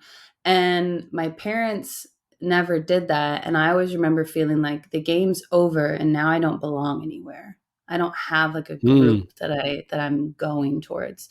My mom recently said to me, she's like, I watched other parents go down and hug and kiss their kids and be all over them. And I didn't want to do that to you guys. I wanted to let you guys like do your own thing. And I really thought about it. I haven't I haven't figured out a way to say this back to her yet, but in her mind, she's doing the right thing because she's letting us have our own space. And in my mind, I had been taught so long that I needed to be in a specific space in order to be me and like who I was, that I didn't know where to go. And that has always been this like isolating memory of like I didn't know who I was or what I needed to be doing at that time. Which is crazy. Like you said earlier, like our parents, to no fault of their own, thought that they were raising us in these like really great environments. And just a very small memory like that is so different for her than it is for me. Yeah, I think that's a great just it's kind of like a microcosm of like what evangelical childhood is, where it's like Mhm. the how you because I haven't had a lot of conversations with my mom. The ones I've had about it are always good. My mom's a very wonderful, reasonable person, and I know she's dealing with that feeling of like she homeschooled all of us with the intention Mhm. of raising us in the Christian faith and having us carry on the conservative evangelical tradition, whatever, because that's what was correct to her. Mhm. And so I know it's tough for her to in different capacities. All of her kids have abandoned that. Whether or not they've abandoned Christianity as a whole is different, but like that is not easy for her because she's still Mhm. in that. She still believes all that, but it's never a point of contention or anything like that. But I've had a couple conversations where it's like we've talked about how I recall things versus how she recalls it, and I'm like I Wild. I almost wish I could do it more. Those conversations are always good, but there's usually at least a couple years between them, and they're very draining. Mhm. They're good, but there's an emotional cost to it, and you hear kind of the lament on her Mhm. side, and but also like that reckoning of like how different you viewed those experiences and like what she was Mhm. thinking during it and how she was trying to communicate something versus how we internalized it. And Mhm. it is so I think that example is like that's unless you have really shitty parents, like and some people did, Yeah. that is kind of what it's like for a lot of the evangelical 30 somethings people. Yeah. And this specific memory is one that I've thought about a lot in the last decade, and I've thought about it unintentionally, but more recently with the intention of somehow using it to communicate to my mom that feeling of always being a part of something. Because my nephews are growing up and they actually live in the same house. But so my mom's around them all the time, and I want to communicate this idea of like you don't always have to be part of like a group to be seen, to be you, and to be. And my parents loved me a lot, and so I'm trying to find the right words to explain this to her. Then the last time I was home, she just said that she's like, oh, after basketball games, after football games, whatever, I just didn't want to like be all up in your space. And I just wanted to scream like, but I wanted you to. I Hmm. just wanted you to be my mom then. That's exactly what I wanted. And the reason that I joined youth group and I was so adamant on witnessing, doing all these things is to belong to something because I felt like I needed to be in a space. And without saying that my mom or dad did anything wrong, I'm wondering now if it's because there was this like push of society and groups and be in something and not this like loving, like familial warmth. But Yeah. I don't know. I should be paying a therapist for this, not you guys. Well, you're not paying us, so it's fine. Yeah, done. It is. Uh, oh, whatever. It just slipped. I had something. I was gonna Ah, add on to that, but it's fine. I think yeah. one of the things that's been fun for me over the years is like finding out that my parents had similar thoughts about people or ideas at the time, and they just didn't say them to me, but like I remember there was like one person in particular around my church and school that like at some point my dad was like, I don't like that guy, and like you don't have to do anything with that guy, you don't have to talk to him. If he bothers you, just like tell him to get lost. And like finding out there was other people like that where I was like, I always thought so and so was kind of a moron. And it's like, yeah, I thought so That's really funny. You're like, we uh, would have been bros, Dad. yeah, we could have mutually hated people. It would have been fun. That's really uh, funny. my thought prior that came back to me is the whole like you had to belong to something. I Mhm. I I think it's interesting because we don't necessarily like that. That's so part of our culture, like as a whole. I Mm. think Mhm. American culture. It's like so sports does something similar to people. Even politics now. Politics is the new religion, Mhm. but it's like Mhm.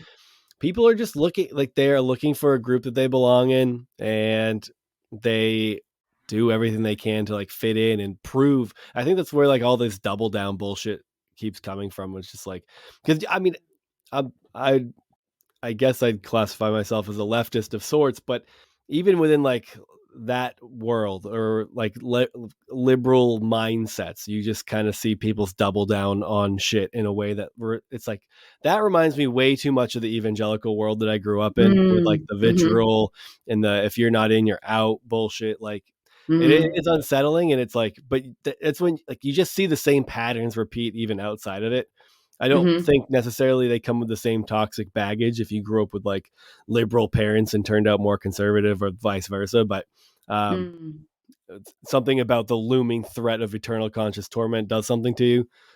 But but Guilt, there man. is that People sense of weaponize guilt. belonging that people Yeah. are just trying to find. And if that bubble works for them, they're like, of course it makes sense to raise kids in this and and give them the same sense of belonging that I found here.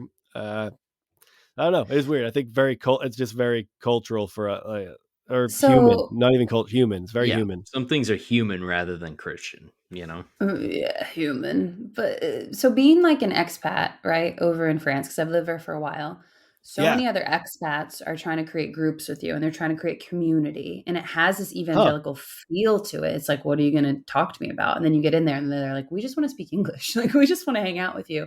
Mm.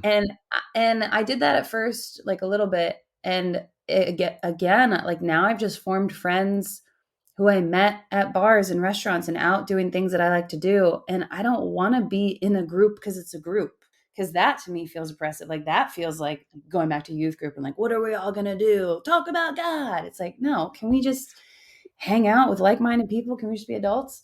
So I get Yeah, really I love that.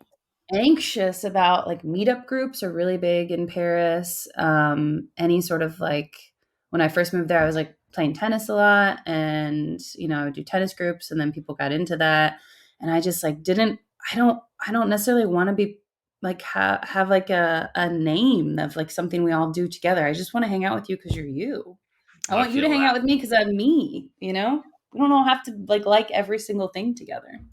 Yeah, that's awesome. I want to let's focus Mm, on some of your, because yeah, you said yeah.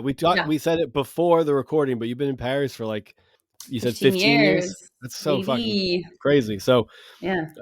Now this is the let's French portion of the yeah, podcast. we don't have like, with the time we have left, I want to kind of hear about some like that For sure. aspect of your life, and then obviously you getting into stand up, because Yeah. takes Yeah. that's a big move for people to decide that they're going to get absolutely zero response. To come the first time, they're like, I'm gonna do this knowing that I might want to actually die afterwards. So That's so accurate. You've looked into my soul. Um, so the move to France was actually pretty easy for me thinking back, because I always had wanderlust. I always wanted to travel.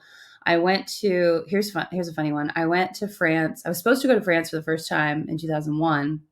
That didn't happen.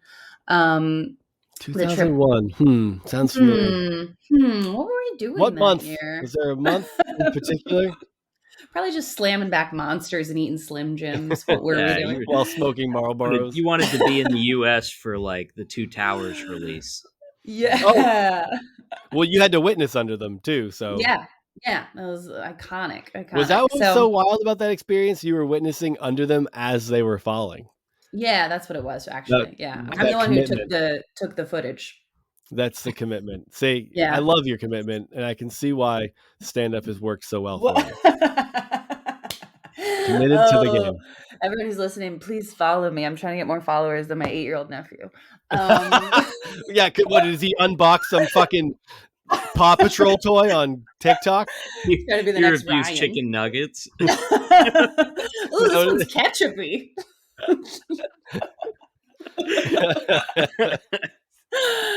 Oh god. What was I saying?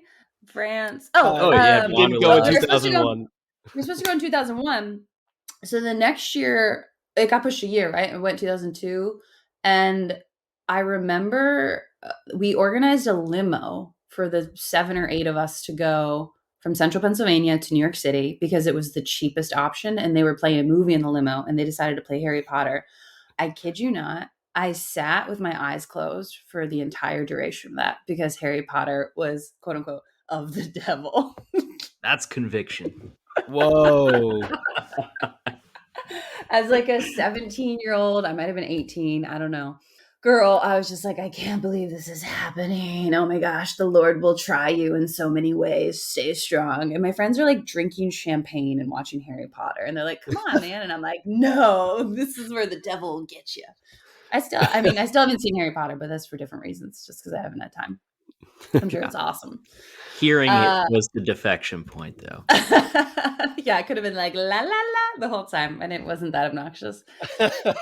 No, but I went to France for a trip, like a proper, like a week trip or something in high school, Proper. and then proper. I was just with my British friend for a week. I still have her voice in my head. Saying proper for a proper trip feels like a British thing to say.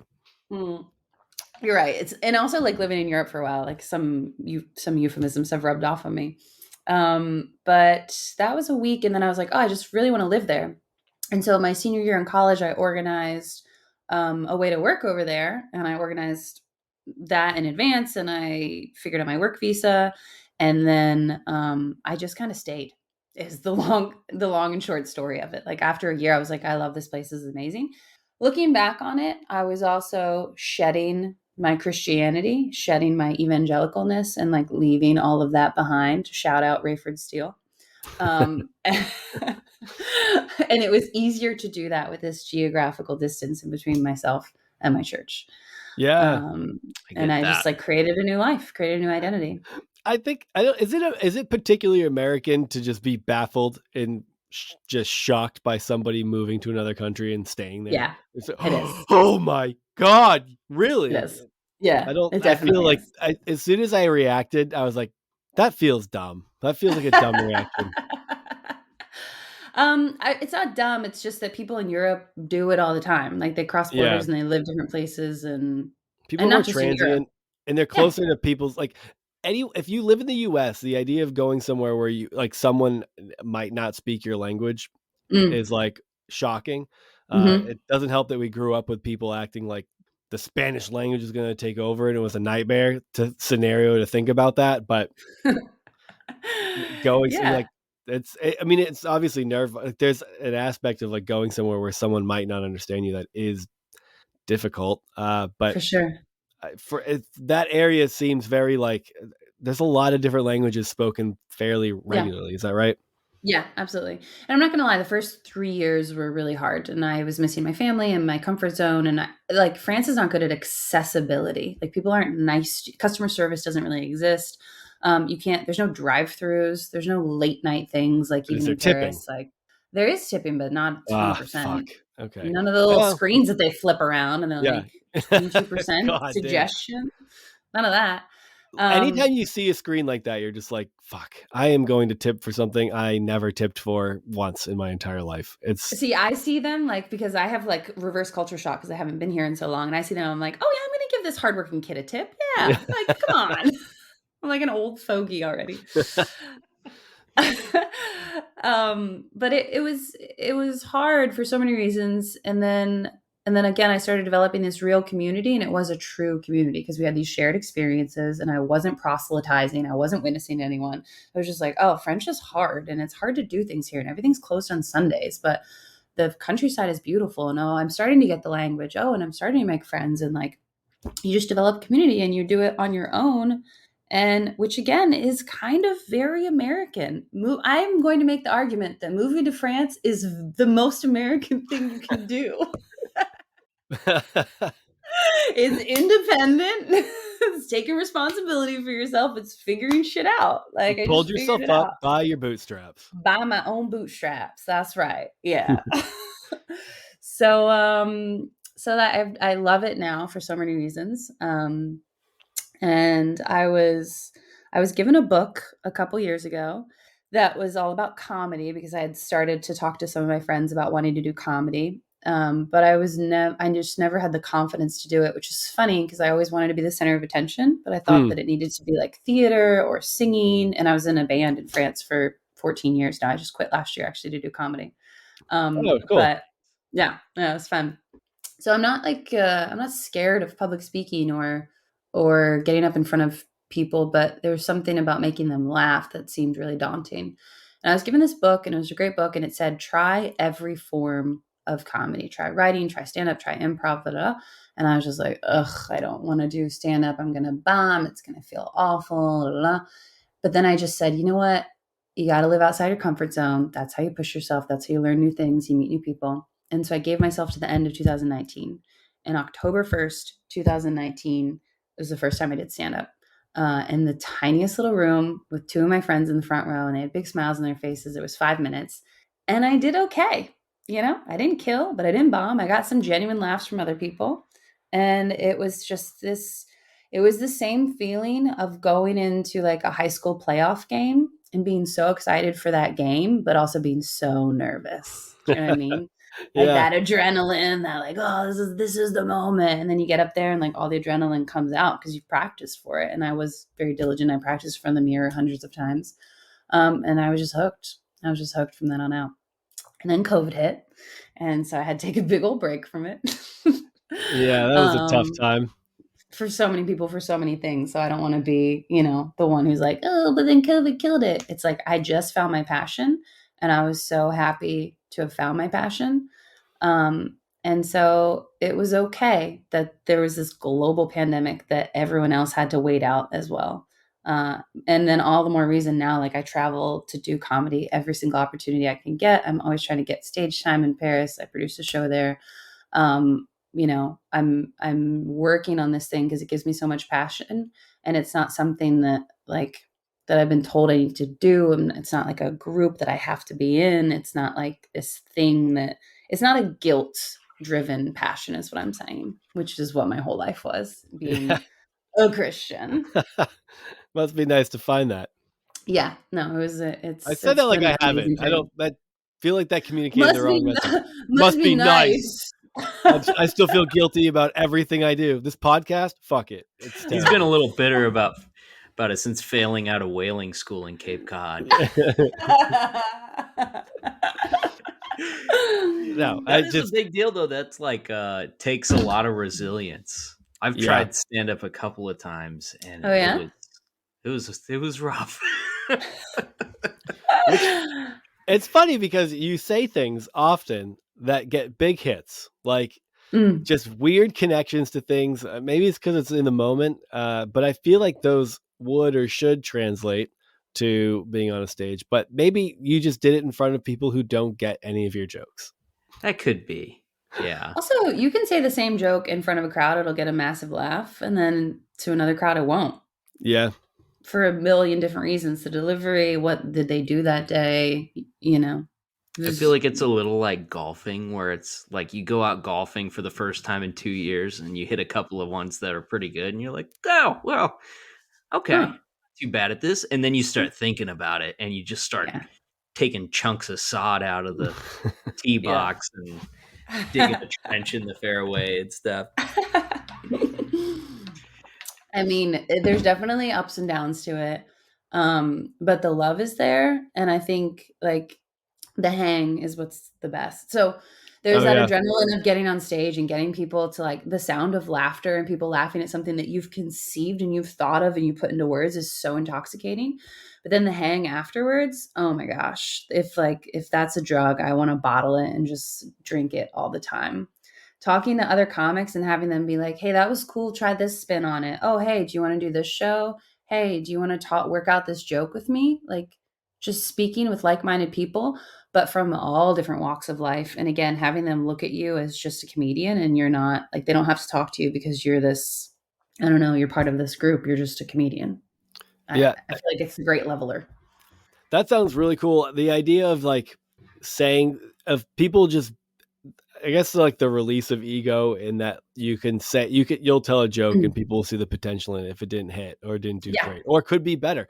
And you see Mhm. that with like someone like, you'll hear from I mean, if you watch some of the greats, right? Like your Mhm. Bill Burr, so like you watch them and you're like, it sounds like you're making this up on the spot. And obviously they Yeah. work the material out for quite a while before they get to that point. But also they just kind of have it at some Yeah. level too.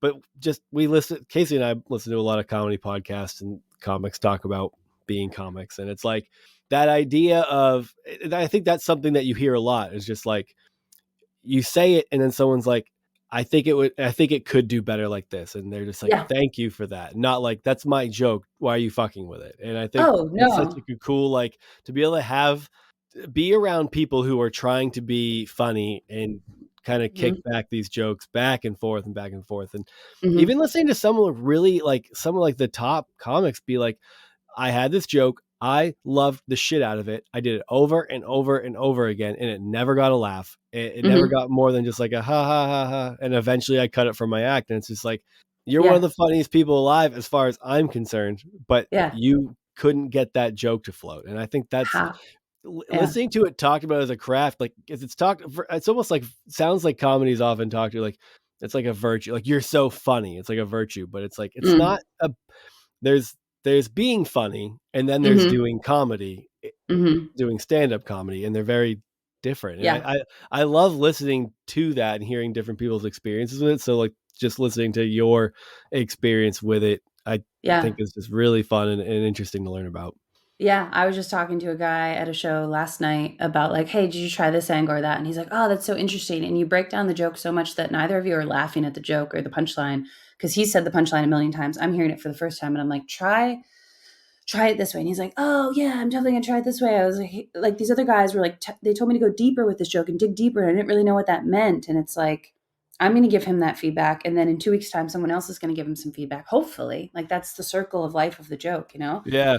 And I'm getting feedback on my jokes from people who I look up to and people who I reach out and message and people who I know. I'm like, can I tell you a joke that you're not going to laugh at, but I want your feedback on? Like all the time. It's like That when you does turn sound into a fun. science, it's like, I'm trying to think of almost another a way to relate this, but like, so, like, you hear jokes. It's like you can hear jokes 10 times and you go, "Holy shit, that's like really funny," but you Yeah. don't necessarily like crack up at Laugh. it. You Mm-hmm. recognize like the wit in it, and you're Mm-hmm. almost so surprised by it that like you don't laugh, but you connect how and Mm-hmm. why that's Yep. really well crafted and funny. And it sounds like that's what you're talking about. The more you repeat, because some comics will be like, by the time by the time I'm telling these jokes, I hate Yeah. them. They're not funny anymore. Well, that's a whole nother that's like gone full circle. But the reason I know about you guys is because I was doing a show in New York and this guy came up to me afterwards and he said, we weren't laughing because we were reliving our own trauma listening to you tell your jokes. He's like, we're back in high school in our parents' house, like going to church again. He's like, you have I to wet listen my to this pants. podcast. That is so cool. I love that God, that makes me feel so great. I'm glad you told us that, because Yeah. Have you ever seen that Tim and Eric skit with it's with Will Forte and he's like, it's like quilting with Will. And like every time they show him, he starts talking about his dad at some point and he gets really angry and then he pees his pants. Sorry, every time I talk about my father, there's an involuntary release of urine. That's amazing. so Well, Oh, yeah, man. that's exciting to hear. Yeah. So I Appreciate appreciate this. whoever's This is out there like proselytizing for us. That's awesome. yeah, Thank you. yes, that's the kind of proselytizing we want for a podcast, baby. Yeah, I this like was a that you full checked it circle out moment. afterwards, because Oh, the 100%. amount of times people have been like, just told me about something in passing that I should check out that I have not checked out is Yeah. most of the time. So I mean, I get that, but y'all's podcast is called Growing Up Christian. yeah. And I just got off stage doing a bunch of jokes about growing up Christian. I was like, I guess I should check this out. Seems a little on the nose. I'll give it a try. Yeah. No, okay. we weren't going for subtlety, I guess. Oh, that's so Well, great. So it's good. It was been great to awesome. meet you. Thank you for coming Yeah. on and sharing your Likewise. Thanks story. for listening to my silly, crazy little life story. It's been super fun. Yeah, Yeah, definitely. absolutely. Where can people find you? You can find me on Instagram at Sadra Sumner, SADRA SUMNER. ER. And for now, that's kind of the only place. I have a couple exciting projects coming up in Paris. One of them's called Europe Late. Europe, like the continent, late, like not early. It's basically a news comedy show that's European based, but it's all going to be in English. So they can watch along starting February 4th. Oh, cool. Excellent. Yeah. Definitely will check. I'm wondering, we might be able to reference actually to it by the time this comes out. Oh, awesome. Yeah. And I mean, that's on Instagram too. You guys can follow that. Cool. Listeners can follow that already. We're just producing headlines now. We're going to have some live video coming out in February. So that's exciting. Oh, nice. Yeah. Yeah. Instagram. See, you must be a Instagram. true millennial. I'm trying to get on the TikTok. I just need to do it. You know, it hurts. It's It painful hurts. experience being there. Yeah. Well, I mean, I wouldn't invest a lot of time. We're likely going to have that banned in the U.S. eventually, but true. I mean, well, I don't live there, so you know. Well, but fair. Everybody, thanks for listening, and go follow Sadra on Instagram, and talk to you next time.